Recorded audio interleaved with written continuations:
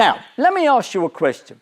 What do you think is the modal number of sessions throughout the world, internationally, in public and non-governmental charitable organisations who offer therapy? What do you think the modal number of sessions is?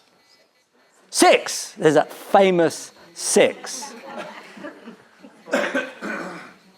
Sorry? 3. 12. 10. Okay, let's see what the answer is, shall we? It's 1, followed by 2, followed by 3. Right? Now this graph, you can see it. Let me just zip over here. I've been told not to stand in. I'm sorry. So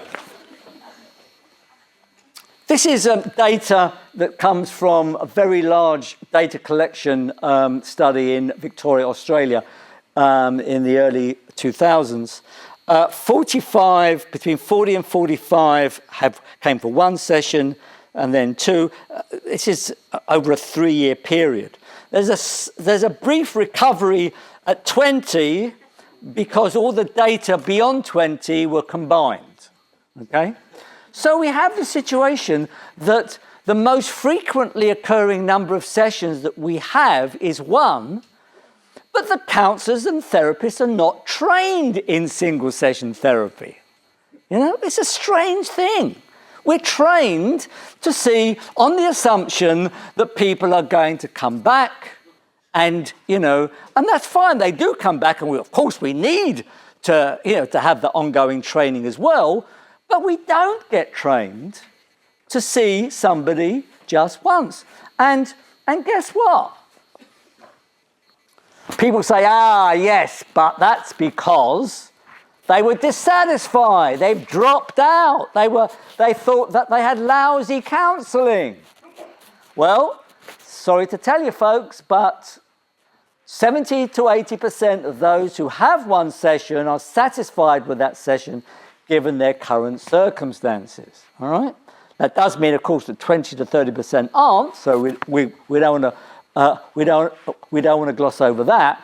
But this finding has occurred, like the other finding, across different studies and populations. Clients are more satisfied with the outcome of a single session than their therapists are. Weird. It's a bit like you going to the dentist, and after 1 session, they helped you with a toothache, and you were happy, and they say, yeah, but there was more work to be done. You know, there was cleaning to be done. And now, the third interesting foundation here is that therapists are not good at predicting who's going to come back and who's not going to come back. So, you know, when I was training, we used to have these I don't think they have them that much these days, but we used to have sessions whereby somebody was assessed and we used to have a discussion, and they used to say, oh, yes, this person's got this problem, that person, I think they'll need to be helped by somebody of their own gender, who's younger, who practices this kind of therapy. So we used to have great conversations, about 10 people, they're having great conversations, and then the person didn't turn up again. You know, so again, we're not good at that. So all we know is that when a client is in front of you, all you know is that you're seeing them on that occasion, that point. How do you want to spend the time? Do you want to spend the time doing a case history? Do you want to spend the time doing an assessment? Or do you want to spend the time helping them according to what they nominate to be the topic of help? Now, let's suppose I gave you the opportunity to have a single session with any therapist who's still alive that you really favour. Now, who would it be with? Yalom. It's interesting how Yalom keeps cropping up, right? You know.